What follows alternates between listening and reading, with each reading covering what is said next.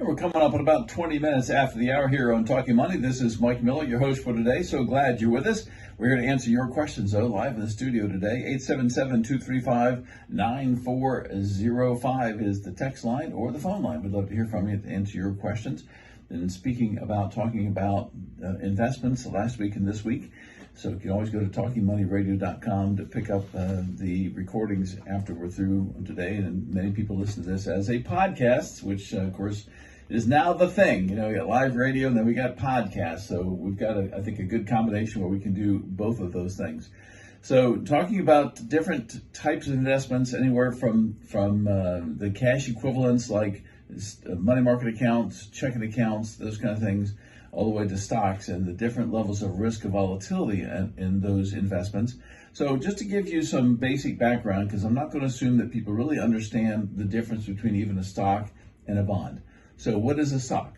So if we look at how a stock gets established, so a company decides, even if you take it from just a local, not a major company, let's just say it's a local company, somebody wants to start off, and there's several people involved in starting this business, and they put their money into the business. They say, okay, we're each going to put in 50,000, or we're each going to put in 100,000, or a million, whatever it is. And in return for that, we want shares of stock. So it shows my ownership. That stock shows my ownership in that particular company.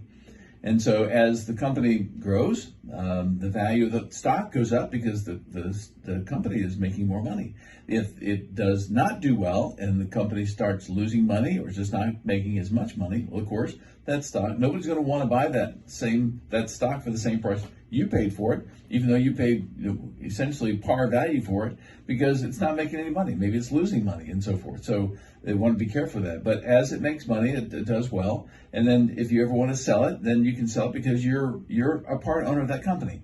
So make it on a broader scale. And we say, okay, when somebody wants to go public, so this is not a privately held company like I was just explaining, but we want to go public. So if we're going to go public, that means we have to jump through a lot of hoops with the SEC and trying to get all the proper paperwork done, all the proper disclosures and so forth, because we're going to put out an IPO, an initial public offering.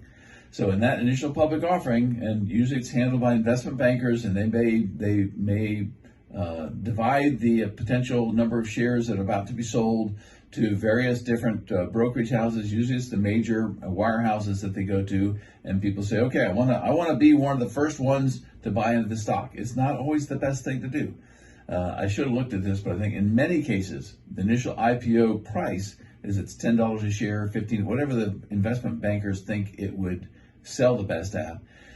Then that's what the price goes out, and people buy into it. Well, oftentimes that price goes down when you buy it initially. It goes on the market, and people, well, I'm not as excited about that as I thought it was. Or it goes up initially and then drops back down, or it goes up and then it keeps going up as the company does well, or even the thought that company may do well, that the stock can go up in anticipation of what the price is. And this happens often with stock investments. That goes up in anticipation of what people think is going to happen with the profits of that company 6 months, a year, 5 years from now, and they're pricing that into that stock price already.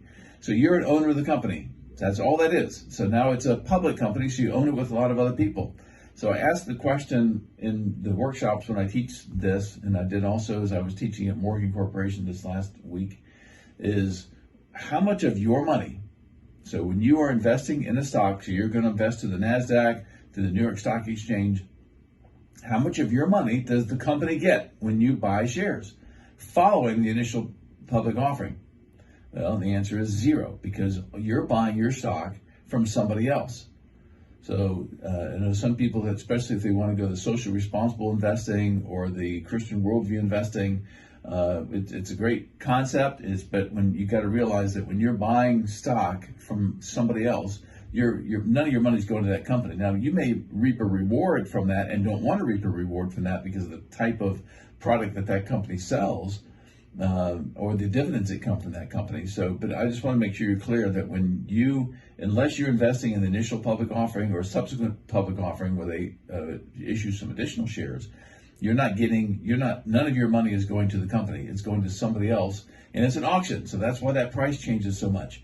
And we've seen that happen, especially this year to date, is you see the wide swings in the price going up and down because it's based on an auction. It's not necessarily based on what a company's actually valued at. So the price changes, but not necessarily the value. And that's important to remember when you're looking at investments in stocks, is that stocks are identified as either a value stock or as a growth stock. And there's different criteria for each of those. But typically the value stocks are going to be the lower price to earnings. They're priced at a better price to what the value is than a growth stock. So a growth stock could be anywhere from a price to earnings ratio of, let's say, 30 up to, I've seen 200-300 price per earnings. So that multiple is so high, it's the odds that company's ever going to go make enough money to make up for that and ever get to a reasonable price earnings ratio is pretty low. The price is just going to come down.